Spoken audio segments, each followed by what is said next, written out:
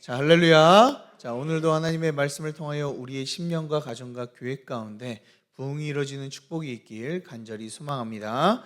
자, 이 레위기, 드디어 레위기 마지막 시간이 다가왔습니다. 자, 지금까지 어렵지만 잘 달려오셔서 너무나 축하드리고 우리 마지막까지 한번 같이 말씀을 살펴보도록 하겠습니다. 자, 이 지난 시간 우리가 다뤘던 26장은 이 레위기의 결론이다라고 말씀을 드렸습니다. 그래서 26장에서는 하나님께서 지금까지 말씀하신 복들을 잘 지키면 너희들이 복을 받고, 말씀들을 잘 지키면 복을 받고, 너희들이 그 말씀들을 잘 지키지 않으면 저주를 받을 것이다 라고 하나님께서는 명령하셨죠. 자, 우리가 그 하나님의 말씀 앞에 바로 서야 된다라는 것을 우리에게 26장을 통해서 우리에게 보여주고 있는 거예요. 자, 그렇게 끝나도 사실 이상하지 않는데요. 27장에서 갑자기 서원에 대한 이야기, 11조에 대한 이야기를 이게 말씀하십니다. 자, 이렇게 말씀하신 이유가 뭡니까? 제가 그 전에 이야기 드렸어요. 자, 27장은 어떻게 보면 레위기의 부록 같은 것이다 라고 이야기를 했습니다. 그래서 서원에 대해서 이제 11조에 대해서 다시 한번 이제 설명해 주시는 이 내용인 것이죠. 그래서 27장의 주제는요, 이 서원과 11조라고 우리는 정해 볼 수가 있습니다. 자, 오늘 말씀도 이 서원 그리고 11조 이렇게 나눌 수가 있겠죠. 자, 1절부터 25절까지 서원에 대한 내용이 나옵니다. 그리고 26절부터 34절까지 11조에 대해서, 이 첫 것에 대해서 이제 설명해 주고 있죠. 자, 그러면은 우리 한번 서원에 대해서 먼저 살펴보도록 하겠습니다. 1절부터 보면 서원에 대한 이야기가 나오는데, 도대체 서원이 무엇입니까? 서원이라는 것은 이 하나님 앞에 자기의 소원을 이루기 위해 기도하며, 그리고 하나님께 이 모든 것들을 들어주면 이 모든 것들을 바치겠다라고 아뢰는 게 바로 서원이죠. 자, 그래서 하나님의 이름으로, 이 서원할 때는 하나님의 이름으로 맹세를 합니다. 그래서 하나님, 내가 이것을 들어주시면은 내가 이것을 하겠습니다 라고 이렇게 고백하는 것이죠. 그리고 이 모든 것들이 다 이루어지게 되면, 이 기도응답이 되면 그 기도응답을 된 걸 가지고 우리가 하나님 앞에 그 서원한 것들을 이제 드리게 되는 것이 바로 이 서원 기도다 라고 이야기할 수 있습니다. 때때로 어떤 분들은 이렇게 기도하는 분들, 이렇게 많이 기도하시는 분들이 계시는데요. 하나님, 내가 이렇게 하면 이렇게 해드릴게요. 하나님, 내가 이렇게 응답 주시면은 내가 이렇게 헌신을 하겠습니다 라고 하면서 안 지키는 사람이 있는데요. 사실 그런 분들을 위해서 하나님께서는 더 말씀을 해주시는 것 같아요. 사실 이 서원 기도는요, 아주 무시무시한 기도이다라고 이야기할 수 있습니다. 왜 그러냐면 반드시 내가 기도응답을 받으면 내가 하나님께 말씀한 대로 이행해야 되기 때문에 그래요. 왜요? 하나님의 이름으로 맹세했기 때문에 우리가 그 말씀을 따라, 그리고 하나님께 말씀한 것을 우리가 순종하며 우리가 이행해야 되는 것이죠. 자, 그렇다면은 오늘 이 어떤 서원이 있는지를 한번 좀 보겠습니다. 여러 가지의 서원 방법이 있는데요. 자, 2절을 보면 서원 기도를 이야기하는데 무엇을 드린다라고 말씀하고 있죠? 사람을 드리는 모습을 우리는 보게 됩니다. 자, 만일 어떤 사람이 값을 여호와께 드리기로 선언했으면, 다시 말해 사람을 드리기를 서원했으면이라고 이야기를 하고 있죠. 우리가 이 사람을 드린 아주 유명한 사람을 알고 있죠. 누가 드렸죠? 하나님께? 사무엘, 그렇죠? 한나가 이 서원에서 사무엘을 하나님 앞에 드립니다. 그런데 사무엘은요, 어느 지파일까요? 어느 지파일까요? 자, 에브라임 지역에 살거든요. 그럼 어떤 지파예요? 에브라임 지파 같죠? 아닙니다. 자, 사무엘을 보면은 어디에서 일했어요? 성소에서 일했죠. 성소에서 일을 할 수 있는 사람은 누구뿐이에요? 레위 지파뿐이에요. 그렇다면은 사무엘은 누구예요? 레위인인 거죠. 레위인이니까 성소에 드릴 수가 있어요. 그런데 성소는 누구만 섬길 수 있습니까? 제사장, 이 레위 지파만 섬길 수 있습니다. 그렇다면 다른 지파들은 어떻게 해야 될까요? 하나님께 내가 헌신하겠습니다, 내가 봉사하겠습니다 라고 이야기를 해도 봉사할 수 있을까요? 없을까요? 없어요. 레위 지파만 섬길 수 있기 때문에 그런 것이죠. 그렇다면은 그 사람들은 어떻게 봉사할까요? 그 사람의 값을 정해서 하나님께 드림을 통하여 이 하나님 앞에 내가 봉사하겠습니다, 헌신하겠습니다 라고 고백하며 그 값을 드리는 것이죠. 자, 그래서 오늘 이야기 2절에서 뭐라고 이야기해요? 어떤 사람이 사람의 값을 여호와께 드리기로 서원했으면, 자, 하나님께 헌신하겠는데 그 헌신을 가가지고 하지 못하니까 무엇을 낸다고요? 서원의 값을 드린다라고 말씀하고 있는 것이죠. 자, 그 값이 어떤 값입니까? 하나님께서 그 값을 정해주십니다. 3절과 4절을 보면 20살부터 60살까지 남자는 성소의 세겔로 은 50세겔, 그 여자는 성소의 세겔로 30세겔이라고 하고 있죠. 자, 그런데 여기에서 한 가지 더 주목해야 될 건 성소의 세겔입니다. 자, 성소의 세겔. 자, 성소의 세겔이 무슨 의미일까? 라고 이렇게 생각할 수 있어요. 자, 일반적으로 세겔이라는 것은 무게를 다는 의미입니다. 자, 그래서 이 무게를 달아서 그 값을 지불하며 그 값어치를 이제 정하는 것이죠. 그런데 이 세겔에서는요, 세 가지 세겔 단위가 있습니다. 첫 번째는 왕실 세겔이 있고요, 일반적인 세겔을 측량하는 방법이 있고, 성소의 세겔 이렇게 있습니다. 자, 왕실은 좀 비쌉니다. 자, 22g으로 이렇게 한 세겔을 22g으로 이렇게 생각을 하고요. 그리고 일반적으로는 11g, 11.4g 이렇게 한 세겔이라고 이야기합니다. 그런데 성소 세겔이 가장 쌉니다. 자, 9.7g으로 이 성소의 세겔을 이제 좀 정하게 되는 것이죠. 자, 일반적으로 한 세겔은요, 어떤 값어치가 있냐면 은이잖아요. 은으로 11.4 아니면은 9.7 이 그램을 이렇게 재는 것이, 이 시대에서는 이 한 사람이 4일 동안 일했을 때 이 은 한 세겔을 벌 수 있다라고 이야기를 해요. 그래서 이 은 한 세겔은 그 얼마예요? 지금 4일 동안 사람의 노동 품삯이라고 이야기를 할 수 있어요. 지금으로 좀 값어치 환원하면 어떻게 됩니까? 우리가 하루에 10만 원이라고 생각을 하면은 4일치 하면은 40만 원이에요. 근데 40만 원에 50세겔이래요. 그럼 곱하기 50 해야 되겠죠. 그럼 얼마예요? 얼마일까요? 자, 20만 원, 40만 원에 곱하기 50 하면은 200. 그렇죠? 200입니까? 아니죠. 2천만 원이죠. 자, 여기에서 2천만 원입니다. 자, 2천만 원입니다. 2천만 원 정도가 됩니다. 자, 여자는요, 자, 30세겔이라고 하는데 어느 정도예요? 한 1200만 원 정도 이렇게 되는 거죠. 만약에 너희들이 서원을 해서 일할 수 있는 사람, 20살부터 60살까지는 일할 수 있는 사람이잖아요. 일할 수 있는 사람이면은 너희들이 그 서원의 기도가 들어진다면 얼만큼 내야 돼요? 우리는 2천만 원을 내고 1200만 원을 이렇게 내라 라고 지금 명령을 하고 계신 거예요. 자, 이 여자가 더 적게 내는 모습을 보면서 이거 차별 아니냐 라고 이렇게 이야기할 수 있지만, 사실 이 시대의 경제력은 누가 가지고 있었어요? 남자들이 가지고 있었습니다. 그렇기 때문에 남자들은 더 내고 여자들은 더 적게 내게 되는 것이죠. 자, 그런데 서원한 값들이 꽤 비싸죠. 자, 왜 이렇게 비쌀까요? 하나님께서는 돈을 얻기 위해서 이렇게 이런 50세겔을 내라, 30세겔을 내라 이라고 이야기를 하시는 걸까요? 이렇게 큰 돈을 요구하신 이유가 뭘까요? 그 이유는요, 바로 서원을요 함부로 하지 말라는 거예요. 자, 우리는 이렇게 하면서 하나님 이렇게 하면 내가 이렇게 하겠습니다 라는 말을 너무나 쉽게 하잖아요. 그런데 그렇게 하면서 하나님의 이름을 우리가 하나님의 이름으로 맹세하며 이렇게 기도를 하면서 서원을 하는데, 그 서원을 해놓고 기도 응답이 받았는데 내가 지키지 않아요. 그럼 어떻게 됩니까? 하나님의 이름을 망령되이 여기는 거죠. 그 하나님의 이름을 함부로 망령되이 여기지 않게 하기 위해서 하나님께서는 이 어마어마한 돈들을 이 서원의 값으로 지정하고 있다라고 우리는 이야기할 수 있는 거예요. 자, 그럼 가난한 사람들은 이렇게 많이 낸다면 가난한 사람들은 서원을 못할까요? 라고 이야기할 수 있습니다. 그렇지 않습니다. 자, 5절부터 보면요, 사실 그 이후의 사람들, 20살부터 60살 그 이후의 사람들 있잖아요. 그리고 이전의 사람들이 어떻게 내야 되는지 보여집니다. 자, 5절을 보면 어린아이 남자는 남자와 여자 20세겔, 10세겔 이렇게 나눠서 드릴 수가 있고요. 그보다 더 어린 아이들 있죠. 완전 어떻게 할 수 없는 아이들, 갓난 아이들은 몇 세겔이라고 이야기해요? 은 5세겔, 3세겔 하나님께 서원으로 드려라 라고 말씀하고 있죠.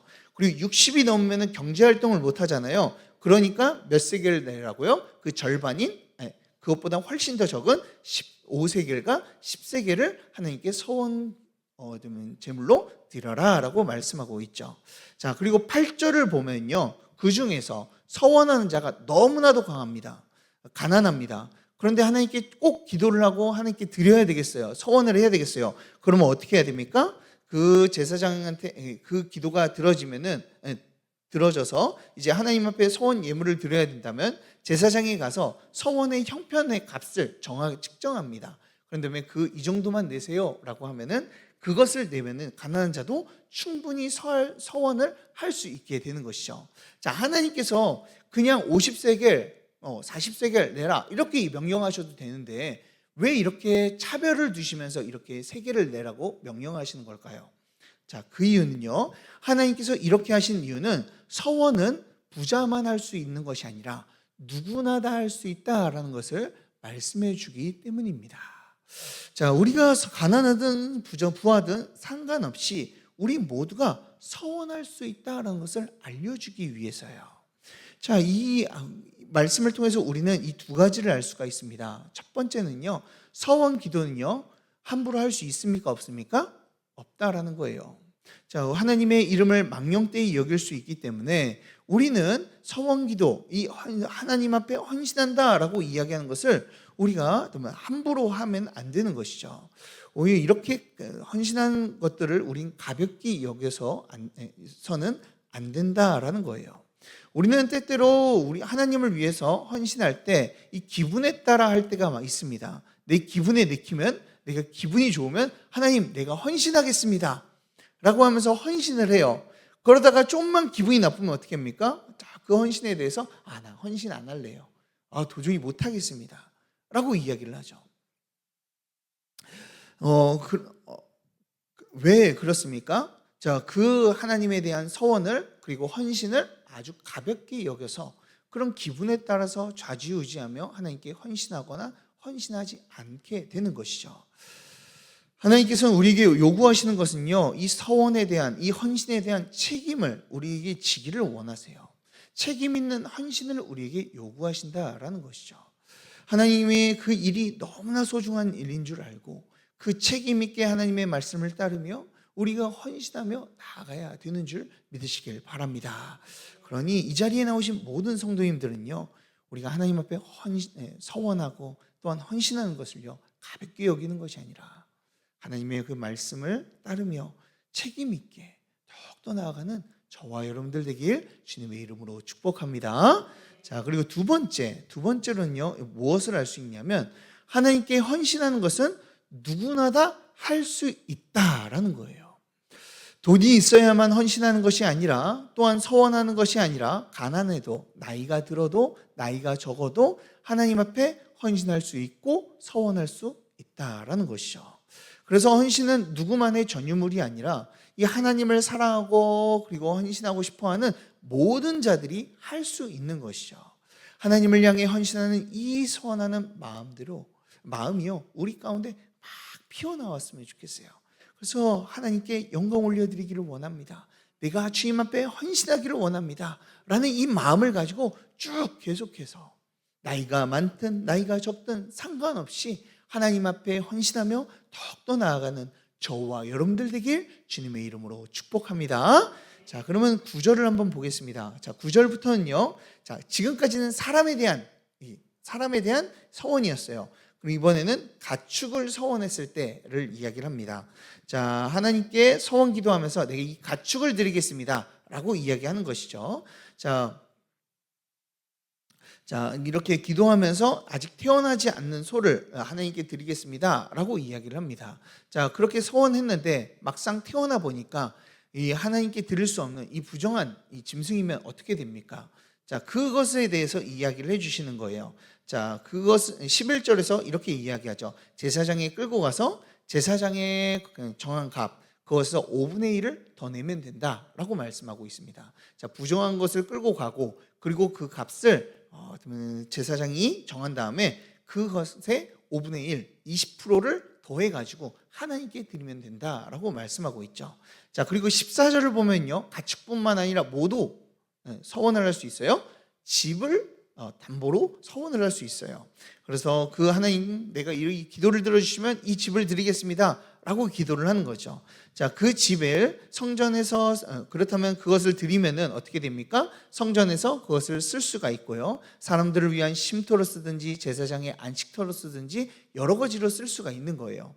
자, 그런데 오늘 말씀을 보면 참 특이한 게요, 하나님께 소원해가지고 드립니다 라고 하면 드리면 끝이잖아요. 근데 끝인데 오늘 말씀에서는 이 제사장에게 드릴 때 제사장에게 먼저 그 값을 정해야 된다라고 말씀하고 있어요. 자, 제사장이 도대체 이 값을 소원해가지고 드릴 때 이 값을 왜 정할까요? 그 이유는 자, 15절에 나옵니다. 15절을 보면 그 사람이요, 소원을 무르고 싶어요. 드렸는데요, 그 집을 다시 가지고 싶어요. 그러면 어떻게 해야 돼요? 그 처음에 정한 값, 이 제사장이 처음 와가지고 정한 값이 있잖아요. 그 값에다가 5분의 1을 더해서 그 집을 가져올 수 있게 된다라고 말씀하고 있죠.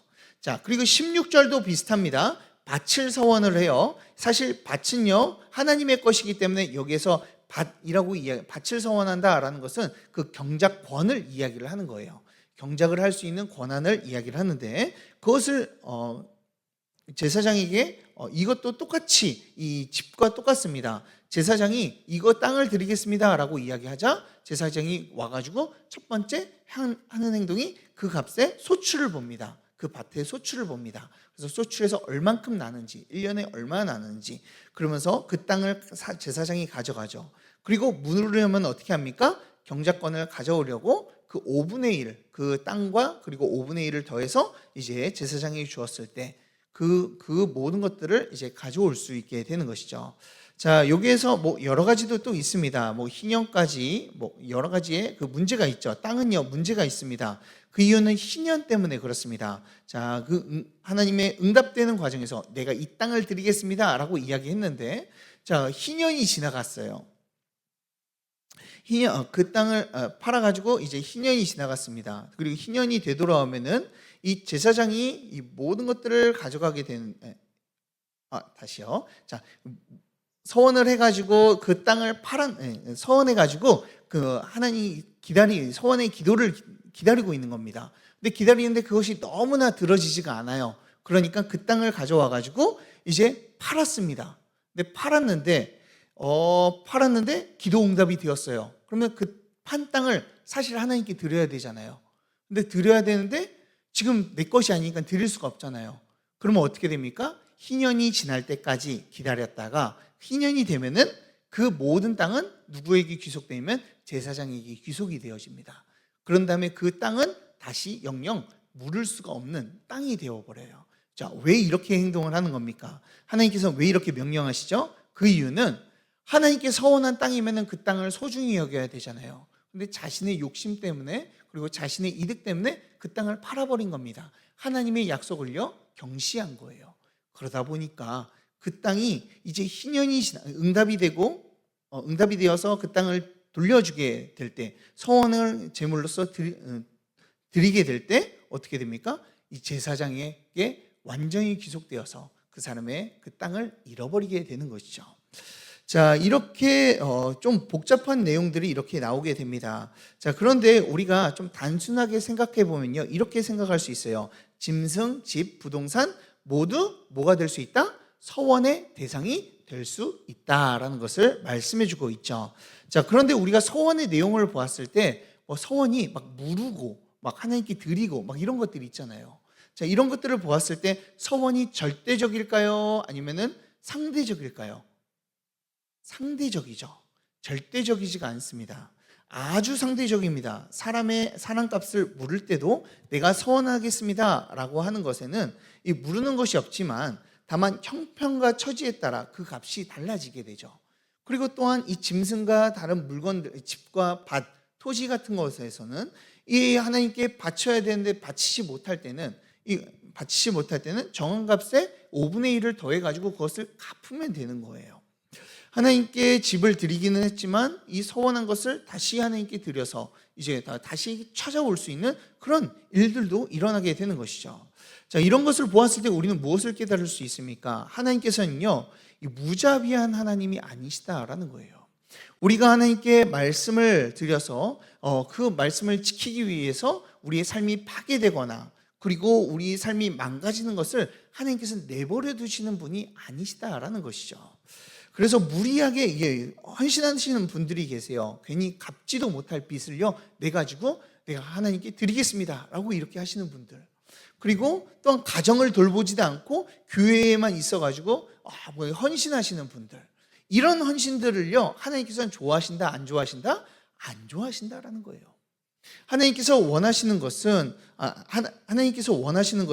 우리에게 헌신과 봉사도 원하시지만 그 봉사와 헌신 가운데는 어떤 것을 이해하기를 원하시는 거예요? 하나님의 의도와 뜻을 이해하고 그리고 알아서 이 봉사와 헌신하기를 원하신다라는 것이죠. 우리는 때때로는 감정적으로 하나님께 헌신할 때가 참 많은 것 같아요. 기분이 좋아서 뭔가 말씀을 듣고 은혜 받아서 내가 이거 하겠습니다 라고 이야기를 합니다. 그런데 하나님께서 원하시는 것은 그렇게 감정적이 아니라 우리가 은혜를 받고 그것을 생각해보고 헌신하기를 원하시는 거예요. 이 시간 주님 앞에 바르게 헌신하는 저와 여러분들 되길 간절히 소망합니다. 내 가정, 내 상황, 내 환경을 다 망가뜨리면서 봉사하는 것이 아니라 정말 주님의 뜻을 알고 주님을 생각하며 더욱더 나아가 하나님께 영광 올려드리며 헌신하는 저와 여러분들 되길 주님의 이름으로 축복합니다. 자, 그 다음은 11조에 대해서 이야기를 하고 있어요. 자, 26절을 보면 처음 난 것은 여호와께 드리라 라고 말씀하고 있죠. 자, 또한 30절을 보면 땅의 곡식이나 나무의 열매의 10분의 1을 드려라 라고 말씀하고 있어요. 그리고 그 뒤에 보면은 이게 지팡이를 들고 그리고 양을 지나게 한 다음에 그 중에 10번째 것은 내 것이다 라고 이야기하시고 있어요. 그 이야기가 다 뭐예요? 그 11조에 대한 이야기를 하고 계신 것이죠. 10의 1은 당연히 하나님의 거룩한 성물이기 때문에 하나님께 드려야 된다라고 말씀하고 있는 것이죠. 자, 요즘 세대는 이 자율적으로 11조를 드리는 것 같지만 하나님께서는요 이스라엘 백성에게 어떻게 이야기하고 계세요? 세금처럼, 이 원청 진수처럼 이 꼭 하나님께 내야 되는 것들로 우리에게 말씀해 주고 있죠. 만약 짐승이 부정하면은 그 정한 값의 5분의 1을 드려서라도 그 하나님께 드려야 된다라고 우리에게 말씀해 주고 있어요. 그리고 29절을 보면 무시무시한 말씀이 나오죠. 이 11조를 드리지 않고 편법을 쓰거나 하나님께 제대로 드리지 않으면 어떻게 하라고요? 반드시 죽일지니라 라고 말씀을 하십니다. 즉 이 11조는요 우리가 해도 되고 안 해도 되는 것이 아니라 반드시 해야 되는 의무다라고 하나님께서 말씀해 주고 계시죠. 자, 그럼 이렇게 돈을 이야기를 하면요 성도님들이 부담이 됩니다. 자, 도대체 목사님이 11조는 왜 이야기하는 걸까? 제가 원해서 이야기하는 게 아니라 말씀에서 그렇게 이야기하는 겁니다. 자, 그런데 왜 하나님께서는 이렇게 강력하게 11조를 제대로 아는 사람을 죽이기까지 하라고 하나님께서 명령하시는 걸까요? 그 이유는요 이 주도권 때문에 그렇습니다. 사실 이 땅의 것이 다 누구의 것입니까? 하나님의 것이에요. 그렇다면 그 땅에서 나오는 그 모든 소출은 누구의 것이에요? 하나님의 것이죠. 자, 하나님의 것인데 그 하나님의 것을 우리는요 그저 맡긴 바 된 이 청지기의 노릇을 하며 살아가는 거예요. 자, 그 청지기가 이 모든 것이 당신의 것입니다, 하나님의 것입니다 라고 고백하는 것, 그것이 11조다라고 이야기를 하고 있는 것이죠. 그런데 우리는 어떻습니까? 이 말이 부담스러워요. 왜 부담스러울까요? 내 모든 것이 이것이 하나님의 것이다 라고 생각하기보단 누구의 것이라고 생각해요? 내 것, 내가 힘들게 벌어서 번 것, 내가 열심히 해서 내가 번 것, 이라고 생각을 하는 것이죠. 하나님으로부터 나왔다라는 생각을 잊고 하나님의 청지기다라는 생각을 잊고 살아가기 때문에 이것이 부담스럽게 느껴지게 되는 것이죠. 자, 그러나 우리는 어떤 자들입니까? 하나님의 청지기예요. 청지기를 생각하며 우리가 이 청지기다라고 생각하며 살아갈 때요 우리는 어떤 삶을 살 수 있어요? 내 것이 하나님의 것이다 라고 생각하며 우리의 모든 것을 하나님께 이 기쁨으로 드릴 수 있게 되는 것이죠. 사랑하는 여러분, 저는 여러분들이 이 청지기 의식을 모두 갖길 간절히 소망합니다. 그래서 우리가 청지기라는 사실을 더욱더 기억하며 이 하나님만을 바라보며 하나님께 섬기며 하나님의 것이라고 인정하며 살아가는 주님의 백성들이 되길 간절히 소망합니다. 자, 그럼 마지막 정리하도록 하겠습니다. 시간이 좀 지났는데요. 죄송합니다. 자, 마지막 이 레위기를 정리하도록 하겠습니다. 레위기는 어떤 말씀이에요? 거룩에 대한 말씀이에요. 1절부터 16장까지 이 예배에 대한 거룩에 대해서 설명하고요. 17장부터 27장까지 삶의 거룩, 우리의 일상에 대한 거룩에 대해서 우리에게 말씀해 주고 있죠. 자, 그렇기에 우리는 어떤 삶을 살아야 돼요? 예배와 삶 모두 다 거룩함 가운데서 살아가야 될 줄 믿으시길 바랍니다. 왜 우리가 거룩해야 돼요? 하나님께서 거룩하시기 때문에, 그 하나님의 백성이기 때문에, 그런 거룩하신 하나님의 백성이기 때문에 우리가 거룩하게 살아가야 되는 것이죠. 그러니 우리가 날마다 하나님을 온마음과 정성으로 예배해야 되고, 또한 우리의 일상 가운데서 정결하고 깨끗하게 나아갈 수 있도록 우리의 삶을 하나님의 말씀으로 잘 정돈해야 돼요. 그러니 사랑하는 여러분, 이 시간 레위기 지금까지 배웠던 이 거룩에 대해서 좀 깊이 생각하시면서 이 아버지이신 이 거룩하신 하나님을 닮아가 주님께 영광 올려드리며 거룩한 백성으로 살아가는 축복이 있길 주님의 이름으로 축복합니다. 우리 다 같이 기도하도록 하겠습니다. 사랑과 은혜가 풍성하신 하나님 아버지, 하나님의 백성으로 우리를 부르시고 또한 거룩하게 우리를 세워주심에 감사 올려드립니다. 하나님의 그 부르심에 따라 우리가 더욱더 거룩하게 살아가기를 원하오니 주여 우리에게 힘을 허락하여 주셔서 오늘 하루도 주님의 백성으로 거룩하고 순결하게 살아가는 자들이 될 수 있도록 역사하여 주시옵소서. 또한 우리의 모든 것을 주님의 것이라고 우리가 고백하게 하여 주시고, 우리의 삶 가운데 역사하시는 그 하나님을 바라보며 하나님만을 의지하며 헌신하며 봉사하며 나아가는 주님의 귀한 백성들이 될 수 있도록 역사하여 주시옵소서. 주님, 우리의 삶을 지켜주시고 이끌어주시고 하나님의 백성으로 더욱더 거룩하게 살게 하실 줄 믿사오며 예수 그리스도의 이름으로 기도드리옵나이다. 아멘. 예수님이 가르쳐 주신 기도로 예배를 마치겠습니다. 하늘에 계신 우리 아버지여, 이름이 거룩히 여김을 받으시오며 나라에 임하옵시며 뜻이 하늘에서 이루어진 것 같이 땅에서도 이루어지이다. 오늘날 우리에게 일용할 양식을 주옵시고 우리가 우리에게 죄 지은 자를 사하여 준 것 같이 우리 죄를 사하여 주옵시고 우리를 시험에 들게 하지 마옵시고 다만 악에서 구하옵소서. 대개 나라와 권세와 영광이 아버지께 영원히 싸움나이다. 아멘. 우리 다 같이 말씀을 기억하며 함께 기도하도록 하겠습니다. 하나님, 이 시간 우리의 삶이 하나님의 것임을 우리가 인정하며 살아가기를 원합니다.